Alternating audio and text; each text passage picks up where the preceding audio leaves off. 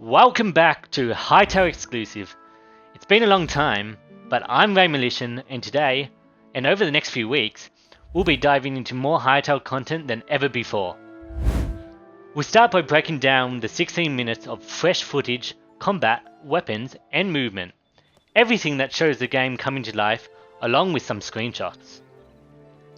Simon and his team have really been spoiling us, so let's break it all down. First up, let's talk Daggers. These are dual wielded with fast basic attacks. Around 0.3 seconds between swings, successful hits will charge up the Dagger's special ability, and when it's full, the Daggers will glow with a cool blue energy tint. Using their ability will let you strike with both Daggers at once, and it can even damage the environment. It's just really satisfying, isn't it? On top of that, there are stamina draining moves that seem tied to movement. For example, the Dagger's quick charge attack or the slower Battle Axe's charge attack both appear to trigger after a jump or sprint. We don't know what Hytale will officially call these yet, but for now, I'm going to refer to them as a jump or charge attack. They look fantastic, imbue your weapon with yellow, and let you close your distance or escape in style. By the way, it looks like the default hotkey to activate your weapon's special attack is tied to Q. As we saw in the footage, the charger only builds when your land's hit, and switching your weapon may reset the charge, but we have not yet confirmed that. Moving on to the classic sword and shield combo, our player faces a skeleton wielding what looks to be a sickle. Using the mouse buttons, our player times the cooldowns to block and combo with the sword. But he then pulls out his shield, and I'm not sure which hotkey is used here, but at a steep stamina cost, the player uses the shield to bash the skeleton upwards with heavy knockback. Also, the player just broke a glass block instantly right there, so potentially the special ability for the Daggers in the previous clip should not destroy any blocks, but it did because the player has some sort of creative mode turned on with survival stats. But we're not done with the sword.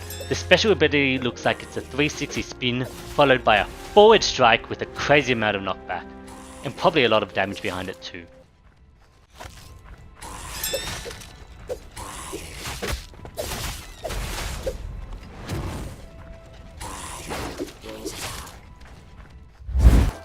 Moving on to the heavier weapons, let's start with the mace. This weapon doesn't just look heavy, it sounds heavy. Every swing has this long drawn out whoosh, followed by a meaty thud that definitely sells the heavy weapon vibe. But if the sound alone doesn't sell it, the animation definitely does. The combo has those initial heavy swings, followed by a strike where the player will dive the hilt into the target. It's such a cool touch that makes the flow and fight feel very unique. It's not just the slashing and pressing forward movement we come to see in many other games. Then there's the special attack. It starts with this almost theatrical jump, followed by a full slam into the ground.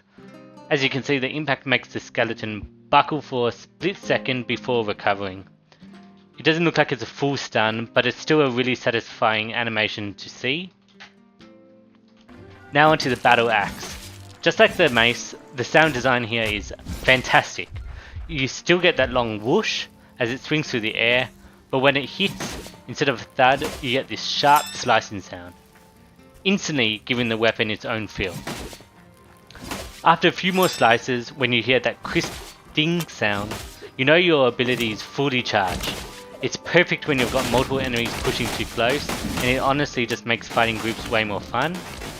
And hey, if nothing else, it's a lot harder to miss with the 360 attack, right? Moving on to ranged weapons. First up is the bow.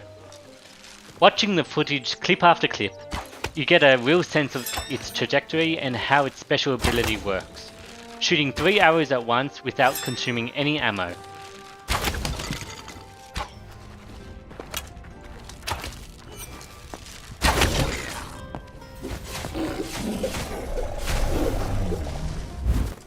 Here in Hytale, you can use the bow effectively against strong targets by bringing down the Void Eye to the ground to then follow up with melee attacks.